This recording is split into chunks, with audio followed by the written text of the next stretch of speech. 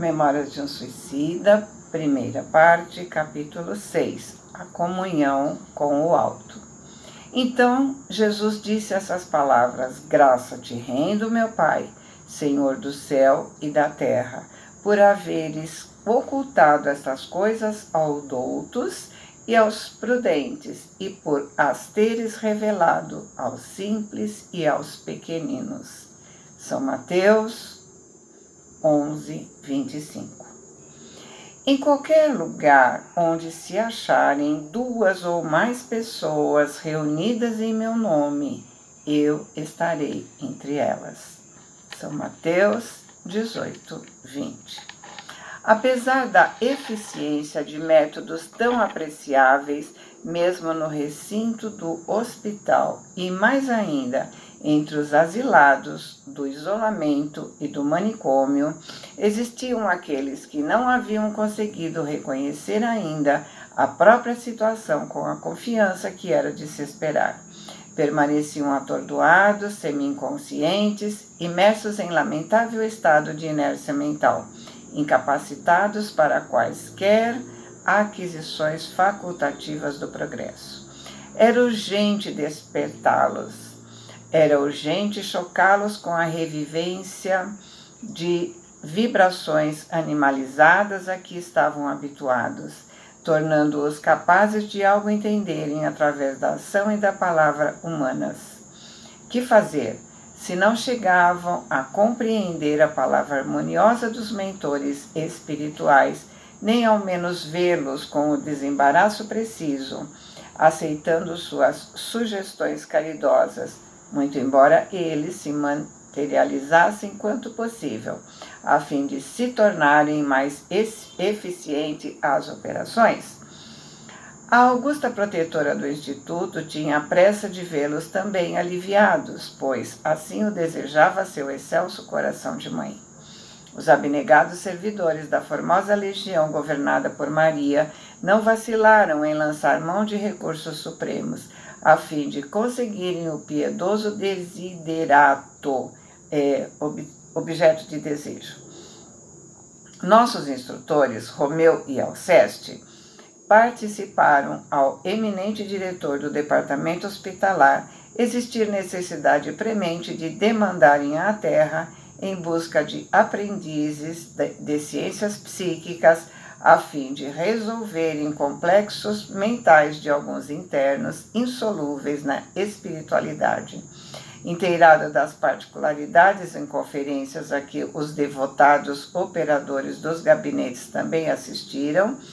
Irmão Teócrito nomeou a comissão que deveria partir para a Terra sem demora, a fim de investigar as possibilidades de uma eficiente colaboração terrena. Expediu ao mesmo tempo petição de assistência ao Departamento de Vigilância, pois a este gabinete, como sabemos, achava-se afeto ao movimento de intercâmbio entre nossa colônia e os panoramas terrestres.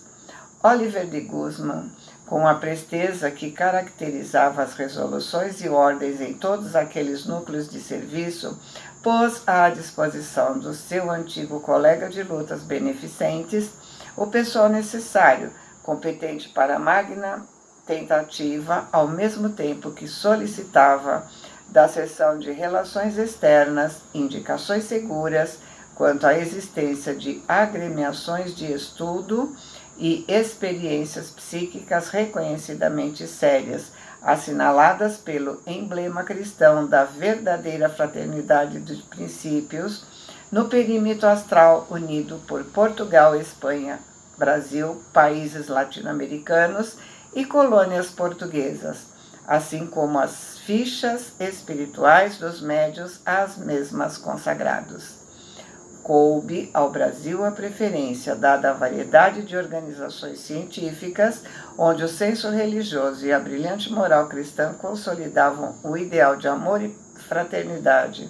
tão admirado pelos da legião em apreço, a par da magnífica falange de médiuns bem dotados para o espinhoso mandato, e que o fichário da vigilância registrava na terra de Santa Cruz.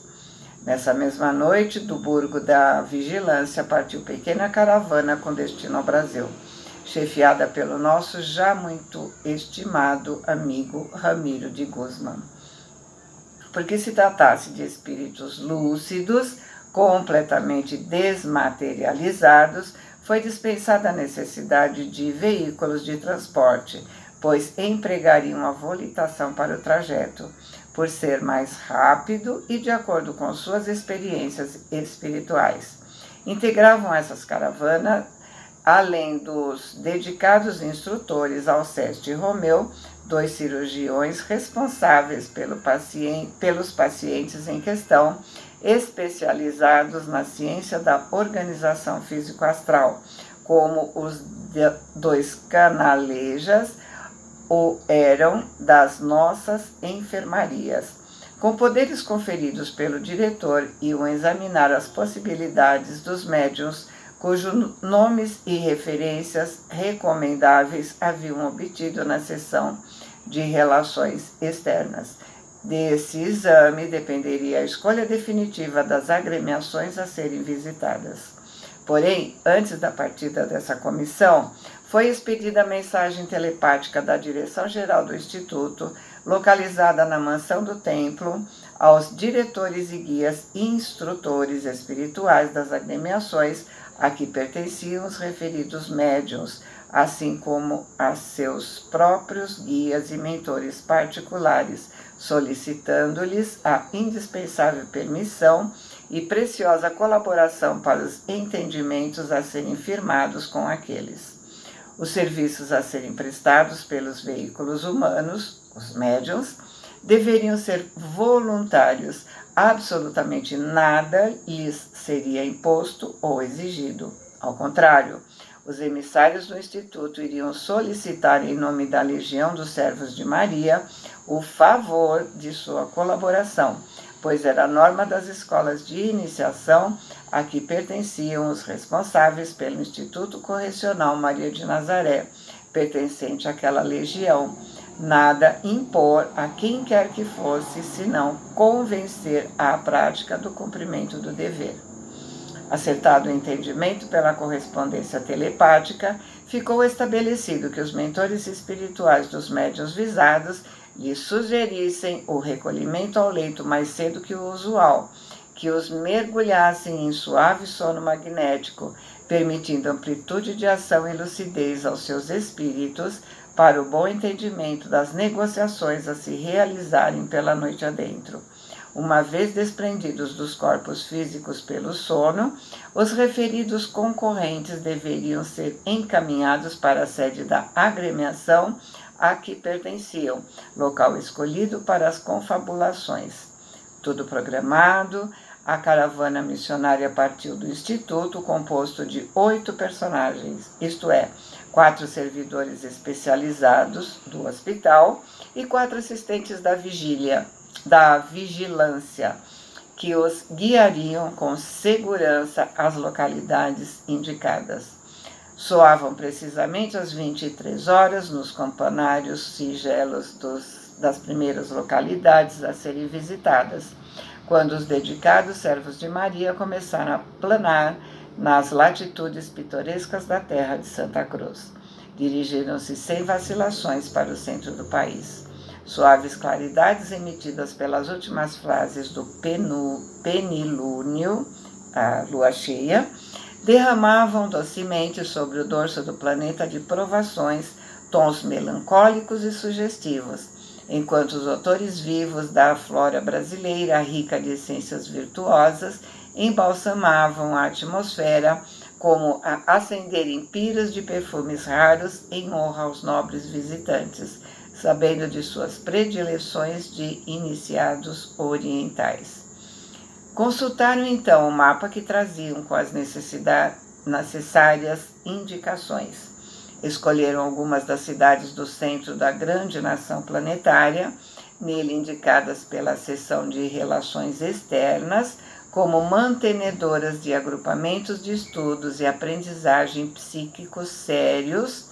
e separando-se em 4 grupos de apenas 2 individualidades, atingiram rapidamente os pontos determinados. Haviam estabelecido assim que visitariam 4 cidades de cada vez, à procura dos médiuns, e que, uma vez firmados os entendimentos, se reuniriam em determinado local da espiritualidade com os guias e mentores deles para indispensáveis entendimentos relativos ao importante certame.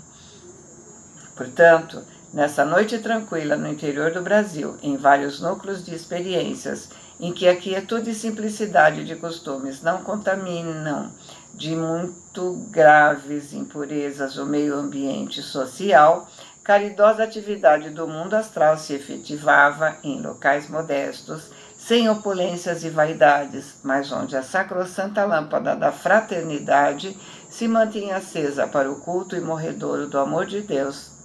e ao próximo. Os emissários expuseram ao que vinham, solicitando aos médiuns cujos espíritos para ali haviam sido conduzidos, enquanto os corpos continuavam profundamente adormecidos, sua ajuda piedosa para o esclarecimento de míseras suicidas incapacitados de se convencerem dos imperativos da vida espiritual apenas com o auxílio astral. O Estado lamentava que se reduziram aqueles infelizes não foi omitido por longa exposição feita pelos solicitantes. Os médios deveriam contribuir com grande parcela de suas próprias energias para alívio dos desgraçados que batiriam à sua porta. Se esgotariam provavelmente no caridoso afã de estancar as suas lágrimas. Seria até mesmo possível que durante o tempo que estivessem em contato com eles, impressões de indefiníveis amargura, mal-estar constante, inquietante, perda de apetite, insônia, diminuição até mesmo do peso natural do corpo físico, viessem surpreendê-los e afligi-los. Mas a direção do Instituto Maria de Nazaré oferecia garantia, suprimento de forças consumidas, quer orgânicas, mentais ou magnéticas, imediatamente após a cessão do compromisso, ao passo que a legião de servos de Maria, a partir daquela data, jamais os deixaria sem a sua fraterna e agradecida observação.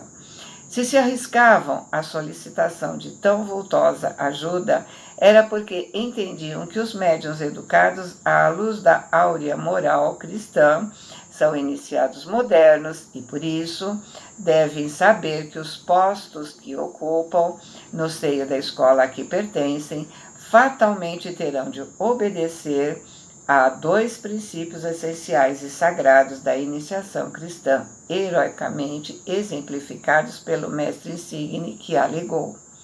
amor e abnegação. Apesar de que estariam livres de aceitar ou não ao convite, o encargo deveria se distinguir por voluntário realizado sem constrangimentos de nenhuma espécie, firmando-se na confiança e no sincero desejo do bem. Assim, se realizaram as primeiras confabulações em 12 povoações visitadas, sendo os convites apresentados a 20 médiuns de ambos os sexos. Porém, dentre eles, apenas 4 senhoras, humildes, bondosas, deixando desprender do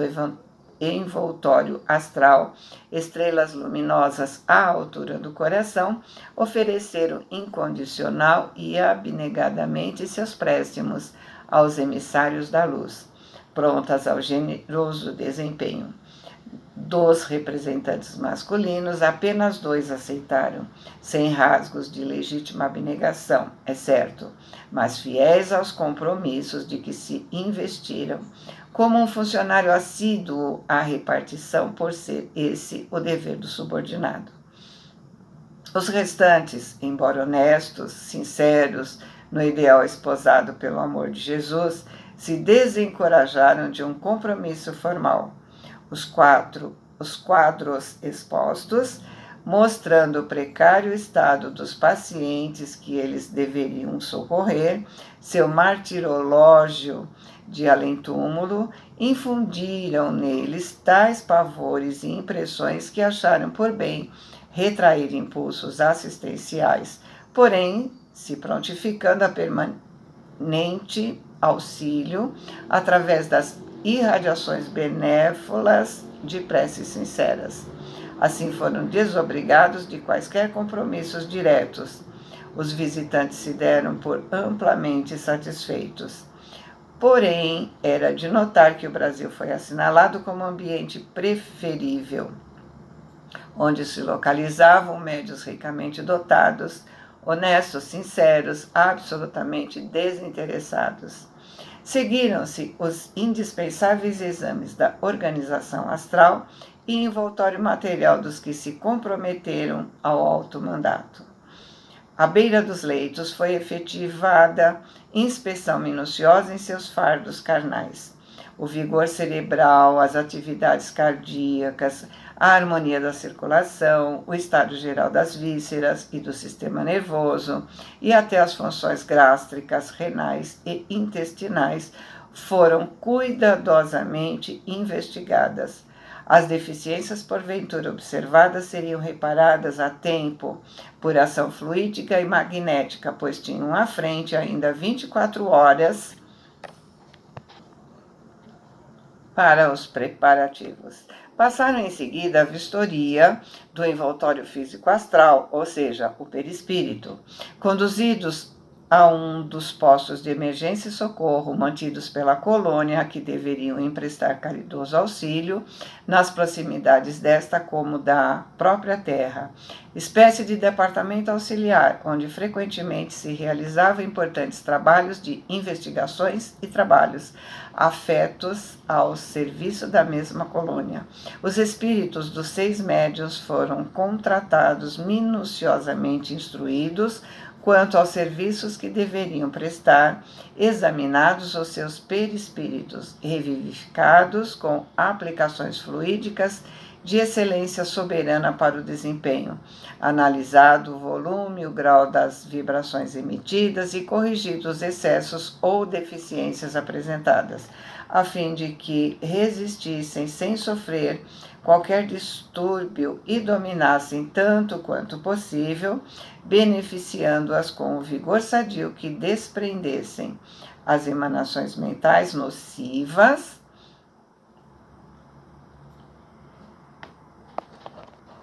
doentias, desesperadoras dos desgraçados suicidas absorvidos pela loucura de extrema dor. Pode-se mesmo afirmar que o contato mediúnico com os futuros comunicantes se estabeleceu nessa ocasião, quando correntes magnéticas harmoniosas foram dispostas de uns para outros, quando correntes magnéticas harmoniosas foram dispostas de uns para os outros, assim determinando a atração simpática, a combinação dos fluidos, fator indispensável na operação dos fenômenos de tão melindroso quão sublime gênero. Uma vez ultimados tais preparativos, os colaboradores terrenos foram conduzidos a seus lares, libertando-os do sono em que os haviam mergulhado, a fim de que retomassem os fardos materiais quando bem lhes agradasse, e, incansáveis heróis do amor fraterno, tornaram aos seus postos do invisível, prosseguindo em nova série de atividades preparatórias para a jornada da noite seguinte, quando se iniciaria a sucessão de reuniões em 4 cidades do interior do Brasil. E não é de admirar que assim o fizessem, sabido como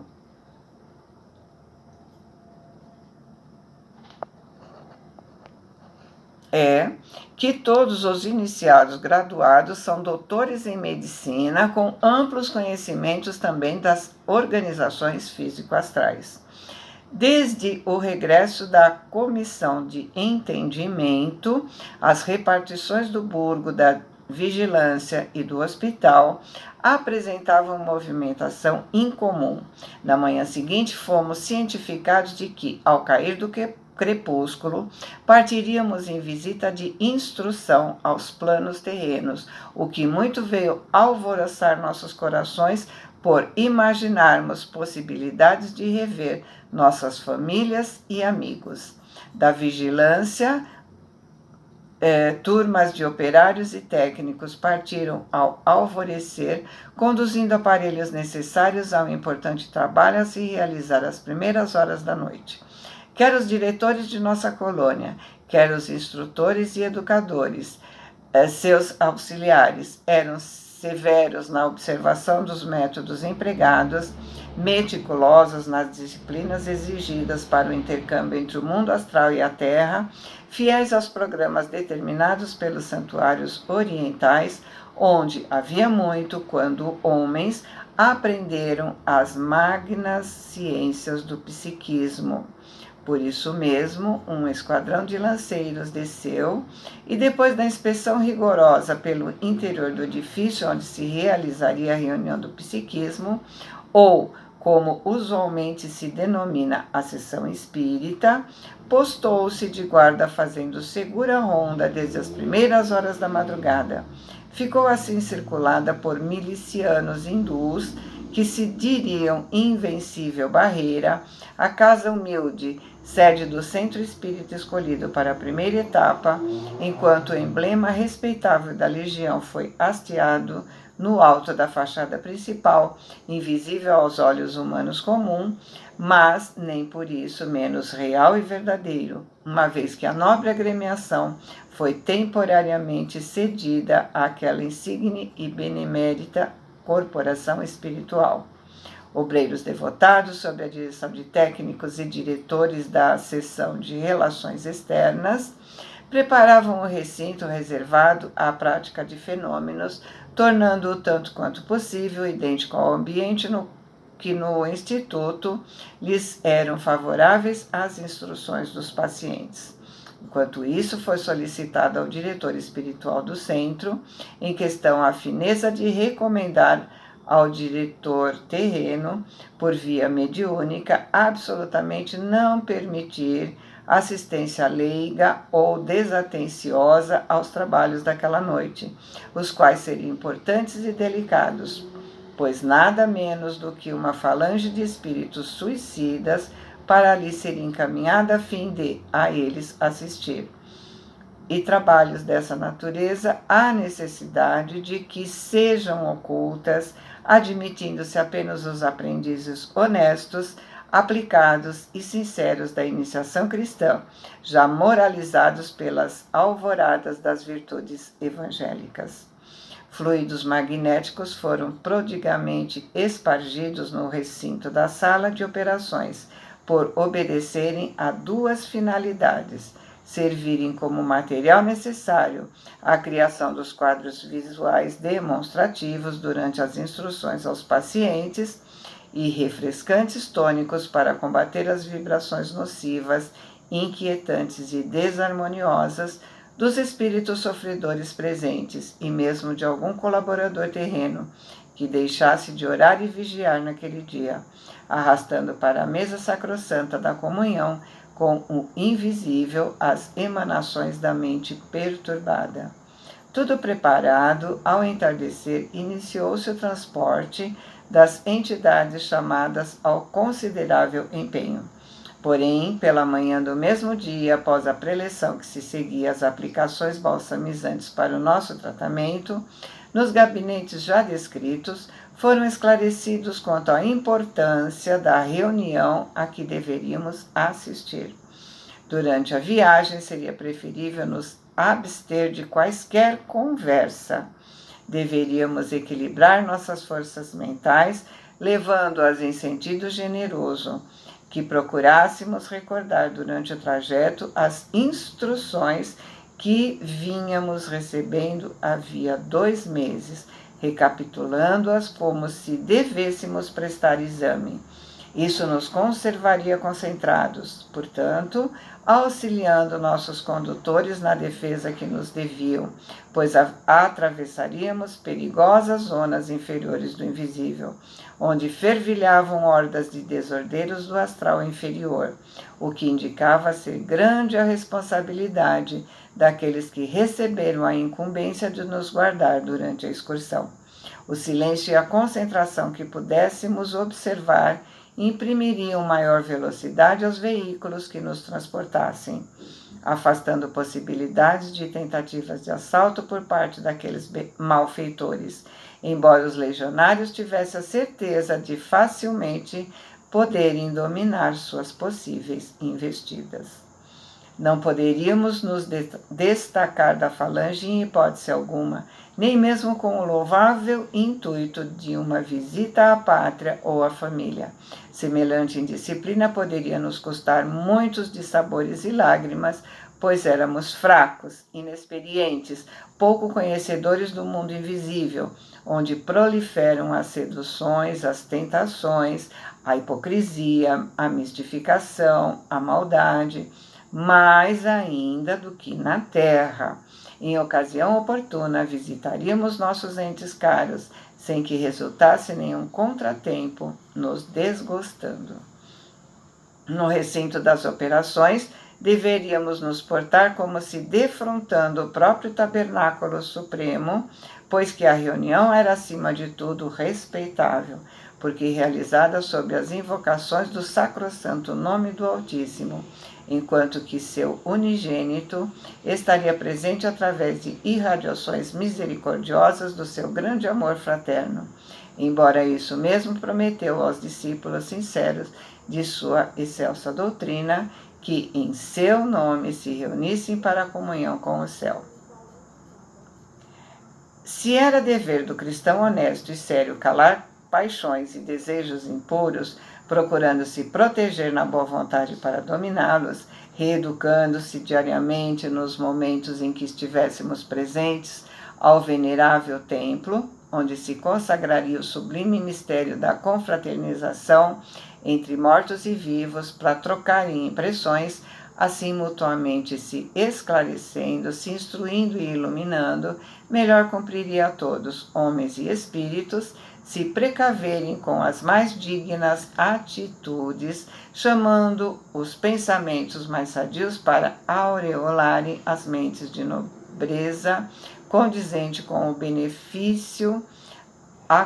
o benéfico acontecimento, esquecerem mágoas, preocupações subalternas, levando bem alto o padrão dos sentimentos caridosos ao intento de beneficiar ao próximo, pois que seria bom nos lembrássemos de que, integrando a nossa falange, iam entidades ainda mais desafortunadas do que nós, aquelas que nenhum alívio ainda tinham conseguido, tais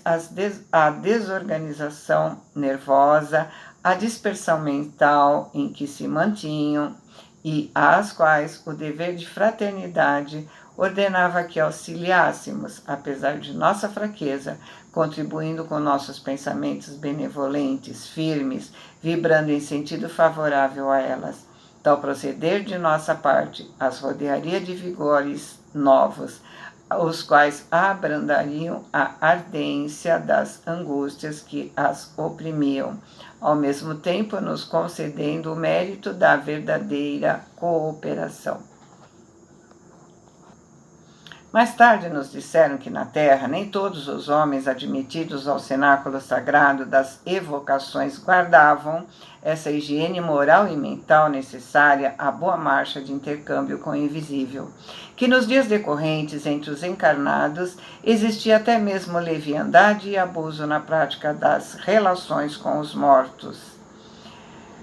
O que é lamentável, apesar de todo aquele que age leviana ou descriteriosamente em torno de tão respeitável como melindroso assunto, acumula responsabilidades gravíssimas para si mesmo, as quais pesarão amargamente na sua consciência em dias futuros. Por isso mesmo, as reuniões luminosas, onde a revelação de muitas grandezas espirituais seria possível, se tornam raras, pois nem sempre os componentes de um quadro de trabalhadores são realmente dignos do alto mandato que presumem poderem desempenhar. Esquecem-se de que, para as verdades dos mistérios celestes refugirem ao seu entendimento, submetendo-se à sua penetração por desvendar as sublimes verdades que lhes são próprias, é e sempre foi indispensável aos investigadores a autodisciplina moral e mental, preparo individual prévio que obriga modificações sensíveis no interior de cada um, ou pelo menos o desejo veemente de se reformar, vontade convincente de atrair o verdadeiro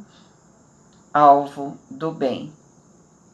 Eu vou continuar no próximo.